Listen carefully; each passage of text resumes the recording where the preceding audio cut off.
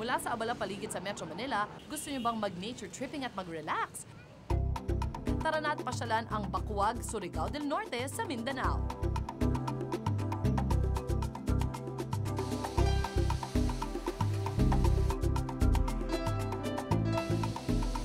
Mula sa Maynila, pwede kayo sumakay ng bus na isasakay sa Roro papuntang Surigao City.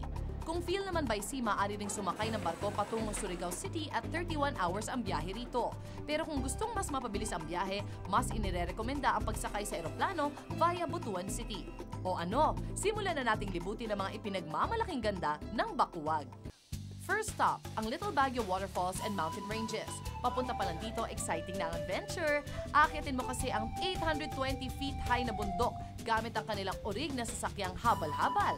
At pagkatapos ng mahigit 10 minuto, ito na ang bubungad sa inyo. Sariwang hangin at malamig at malinaw na tubig ng talon.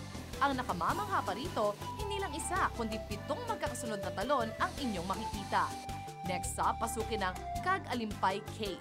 Sa pagpunta rito, ma-enjoy naman ang 20-minute trekking. Sa loob ng kuweba, mga nagagandahang rock formation at stalactites ang makikita.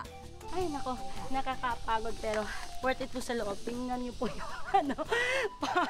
Kailangan mo talagang yumuko. Tapos parang mag-crawl, yun. Hindi nyo rin dapat palampasin ang Puyo Islet. Agaw pansin ang maliit na isla na ito dahil sa mayayabong na puno rito. 3 minutes away lang ito mula sa seashore at pwede raw lakarin kung low tide. At syempre sa pagpunta sa Bacuag, hindi lang ang kanilang well-preserved sceneries ang ipinagmamalaki. Maaari rin makipagsaya sa mga katutubong mamanwa na kalahi raw ng mga sinaunang tao sa Pilipinas, ang Aitas. Kailangan natin i-preserve para mas makita pa ng ibang generation.